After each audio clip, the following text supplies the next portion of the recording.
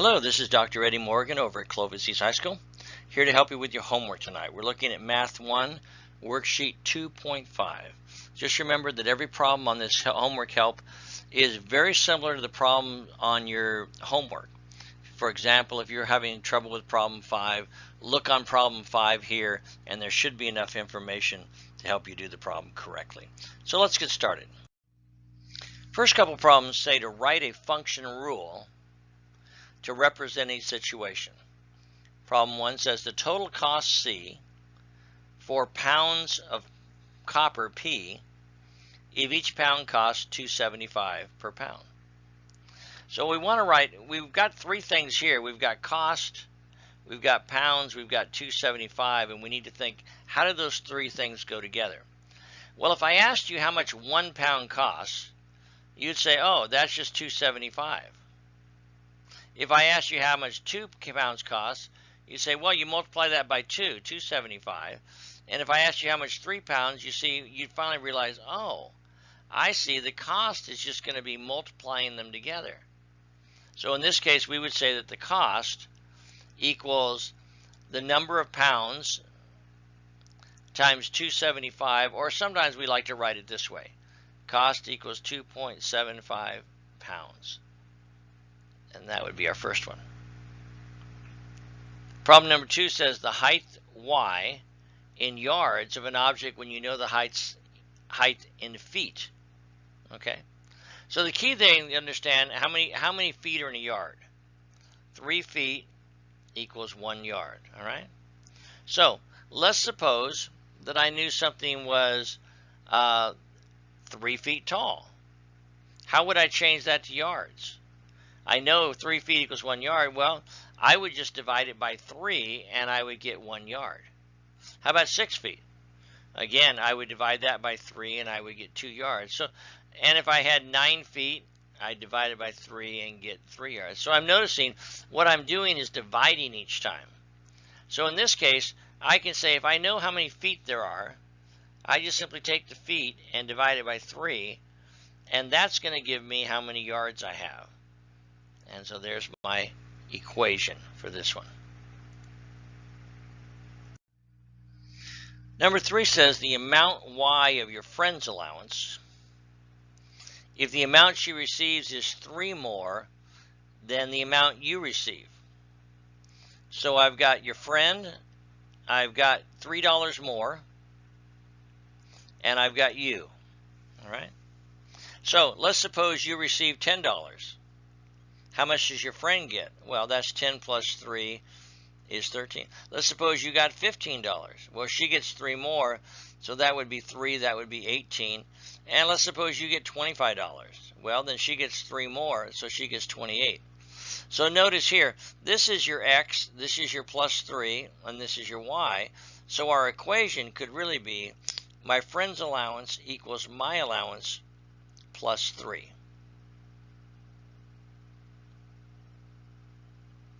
Problem 4 has to do with the volume of a cube box. So a cube box means that each side is the same, okay, x, x, x.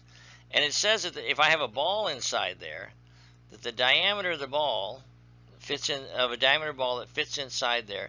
And in this case, it says I want to find the volume of a cube-shaped box whose edge lengths are 2 inches greater than the diameter. Okay, so I got the diameter D, I got my lengths, and it says here that my diameter, in this case, since the diameter goes all the way across, imagine you just took in a side part, it's saying that the diameter, this length is, that's D, then the side is D plus 2. All right, so the volume is equal to the side squared of any cube. So in our case, each side is D plus 2 long, and then that's going to be cubed side by side by side. So our answer is the volume is going to equal the quantity D plus 2 cubed. Problem 5 is a vocabulary question. It says, suppose that you write an equation that gives A as a function of b. Which is the dependent variable and which is the independent variable? What I'm saying here is that my a variable is a function of b. Okay? And lots of times when you see this, like if I write f of x equals 2x plus 1, notice that to find f of x, I have to first tell you what x is. So x is independent, and f of x is what is the result, is the output. So in this case, b is what goes in to tell me what a is. So a, therefore, is the dependent variable. It depends on b. And b is the independent variable. Okay. Problem 6 is an error analysis problem. It says that you have a worker who's already dug 4 holes for fence posts. It's going to take him 10 minutes to dig each additional hole. And so your friend writes this rule, T equals 10 times N plus 4 for the time in minutes. Well, there's one problem with this. While it is true that this is 10 minutes times N, that's going to leave me minutes. The next one, plus 4, this is holes. You can't add minutes and holes together. If you were looking for the total time, you'd have to tell me how long did it take him to dig the 4 holes. We're just looking for N additional holes. And so we need to get rid of that and realize that the time it takes to dig additional holes is simply going to be 10 minutes for each one times N, and that's our correct equation. Problem 7 says, is the graph of a function that relates the square's area to its side length continuous or discrete? Well, the area of a square, area equals the side squared. So is that continuous or discrete? To do that, we just need to continue the side. Does the side always come in integers like 1, 2, 3, 4, 5? If that were the case, then it would be discrete. But sides can be any length. They can be 1.5. They can be 2.75. They can be pi. In other words, there's a continuity between 0, 1, 2, 3. It can be anywhere along that line, and as a result, area, like the sides, has to be continuous. So the answer is the graph will be continuous.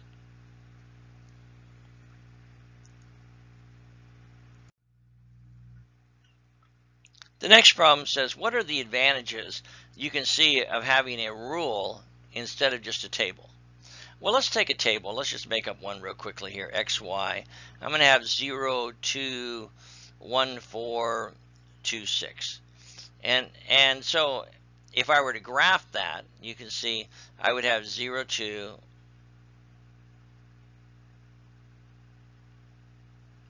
I would have 0, 2, I would have 1, 4, and 3, 6.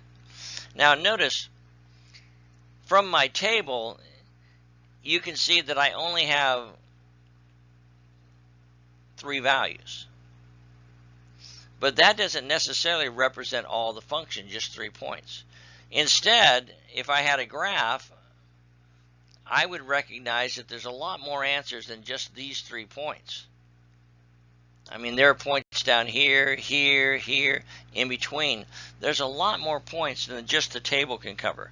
So the graph can represent all of the solutions, not just the ones that are in the table. Problem number 9 is about whales. It says from an elevation of 4.5 meters below the surface, a northern bottlenose whale dives at a rate of 2.2 meters per second. So he's already under the water 4.5 meters, and then he starts to dive 2.2 meters per second. Next, write a rule that gives the whale's depth as a function of time in minutes. That's the key.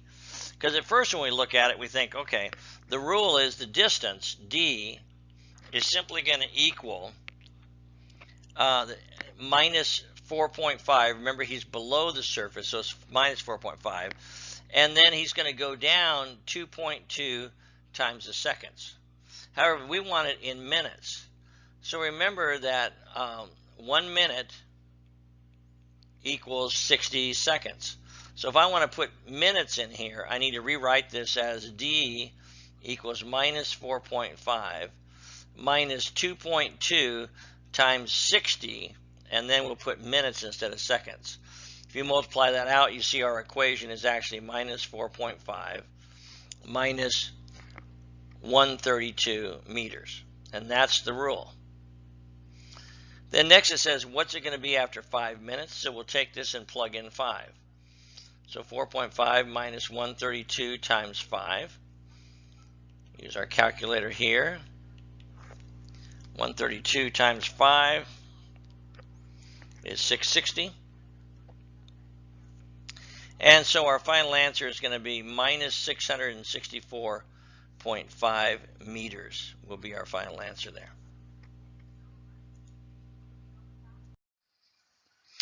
In this picture, it says the height in inches of the juice in the picture shown at right is a function of the amount of juice, J. So we're looking at height and inches in ounces. It has been poured out of the pitcher. Write a function rule that represents the situation. What is the height of the juice after 47 ounces have been poured out? First thing to notice, we need to see a relationship between the height and the amount of juice in ounces. And you'll notice here, when it's full, we have 10 inches to 64. So I could actually say here that the rate of the height and the amount of juice, the height is going to be, that would imply that the height equals 1064 times whatever juice I put in there. Okay? So if I'm wanting to find the equation for the height starting at 10 and pouring it out, my actual height here is going to be 10 inches and then minus however many juice I pour out at that ratio. Okay? So that is my equation. 10 ounces minus the volume of however much juice I pour out. Now first it says they want us to give it, what is it going to be at 57? So we plug in here 10 equals 10 minus 1064 times 47. And if we look at this work here, this is going to be 10 minus 7 point with your calculator, 4375, which is 2.65625, or approximately 2.66 ounces. Now the next question is, what's the height when half's been taken out? Well, a half of 64 is 32. So let's find out when we take half. 10 minus 1064, and then we're going to do half of it, 32 out of 64. Notice that that's 2, so we end up with equal to 10 minus 5. So the height of that one is simply going to be 5 ounces. Now the last thing it says is, what fraction of juice would you pour out to make the height decrease 1 inches? Well, 10 minus 1 inch is going to be 9 inches, so let's just solve the equation for 9. So I have h equals 10 minus 10 over 64 times 9. Oops, I did solve that incorrectly. 9 is the height that I want. So I put 9 in there. 10 minus 10 over 64 times j. And then this time we're going to solve for j. So note if I get here, I'm going to get minus 1 equals minus 1064 times j. And then we're going to multiply both sides by minus 64 over 10, the opposite reciprocal. Minus times minus is positive. So notice my j is going to equal 64 over 10, which is about 6.4 inches. And that's our last part. Pretty tough question.